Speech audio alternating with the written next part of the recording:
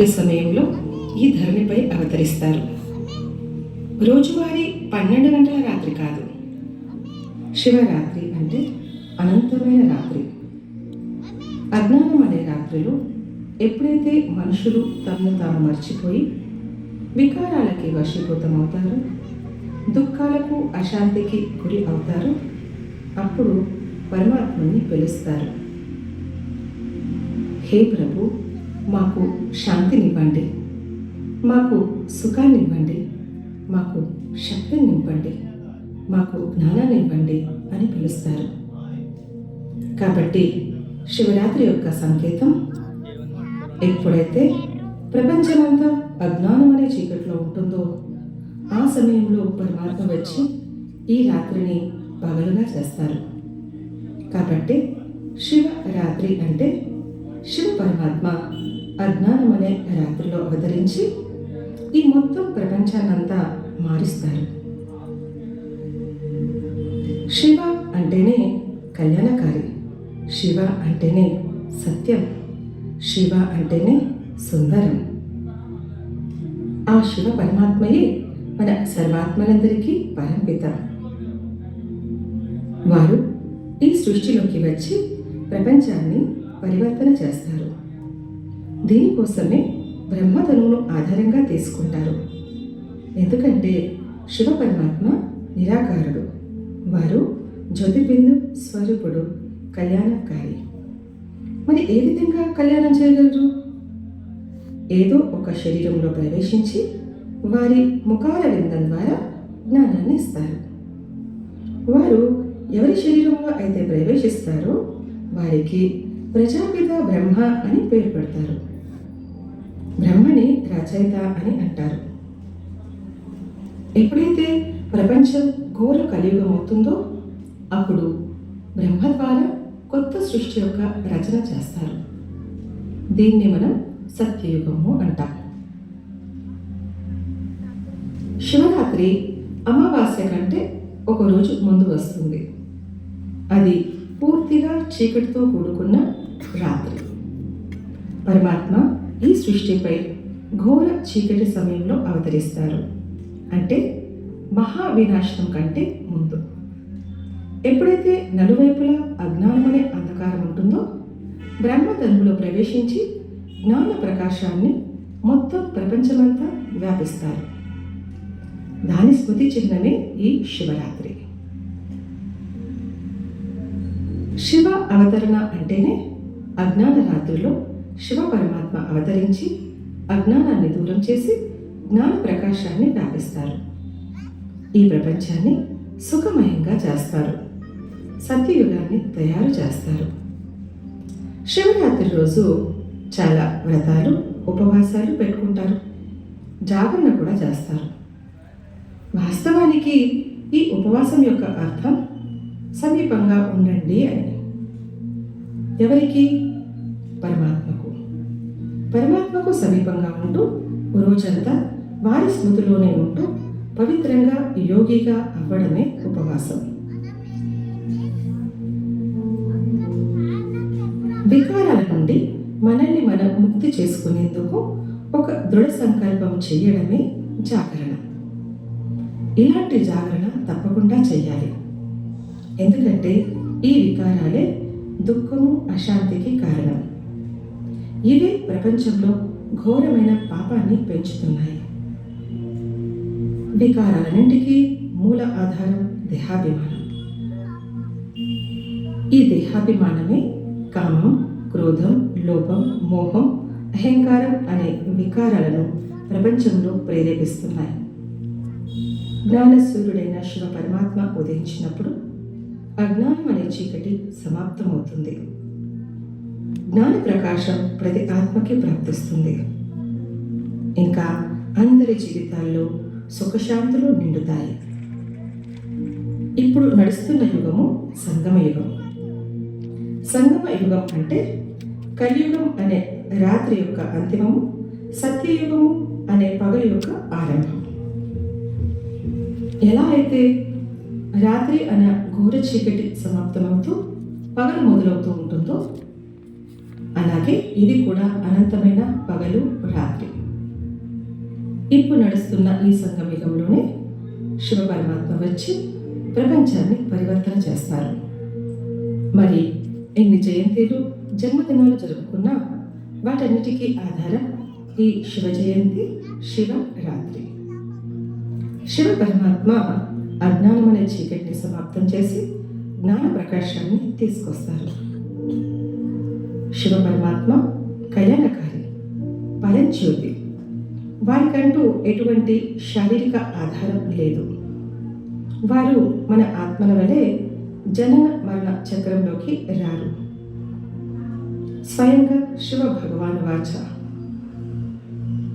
నా జన్మ అలౌకికం, నా జన్మ అవ్యక్తం. నేను పరకాయ ప్రవేశం చేసి ప్రకృతిని ఆధారంగా తీసుకొని వస్తాను.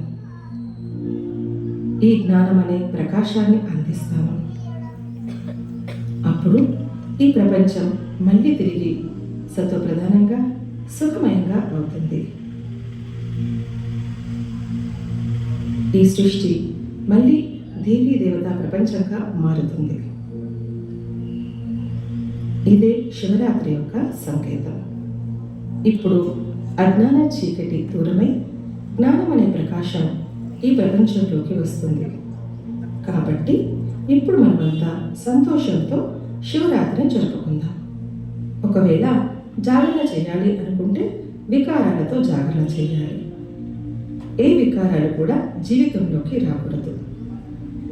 వ్రతం పెట్టుకోవాలనుకుంటే నేను నా ఈ జీవితాన్ని పవిత్రంగా, యోగిగా చేసుకుంటాననే ప్రతిజ్ఞ చేయాలి.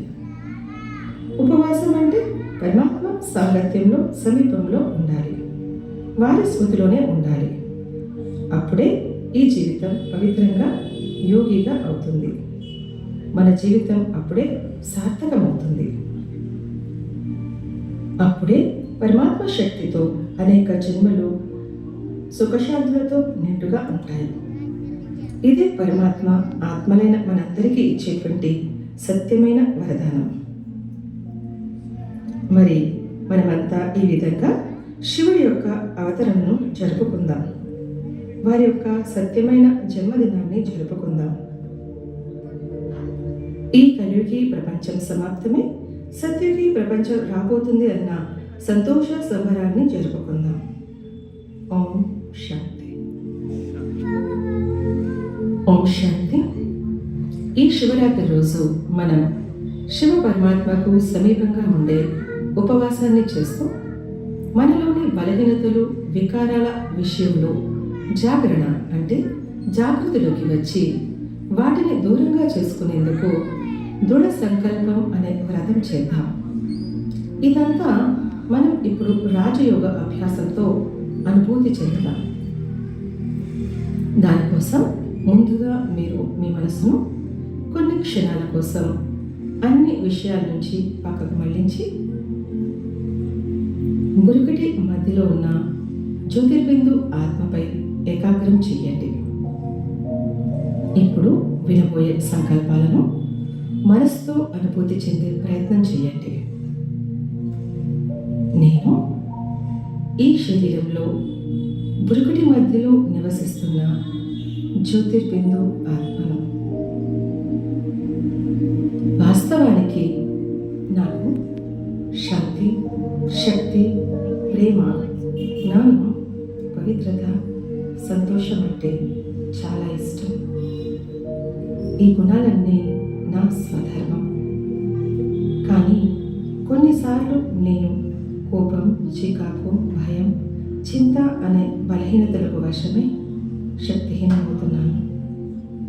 కానీ ఇప్పుడు నా తండ్రైన శివ పరమాత్మని స్మృతితో శక్తిని పొంది వాటిపైన విజయం పొందగలనన్న నమ్మకం కలిగింది. ఎందుకంటే నా తండ్రి శివ పరమాత్మ సర్వశక్తివంతుడు, ప్రేమ సాగరుడు, శాంతి సాగరుడు, పవిత్రతా సాగరుడు, ఆనంద సాగరుడు. వారిని స్మృతి చేయడం అంటేనే వారికి సమీపంగా ఉండడం. ఇదే నిజమైన ఉపవాసం. నేను వారికి మనస్సుతో సమీపంగా ఉన్నాను. సర్వశక్తివంతుడైన శివ పరమాత్మ యొక్క శక్తుల ప్రవాహం నన్ను శక్తివంతంగా చేస్తుంది.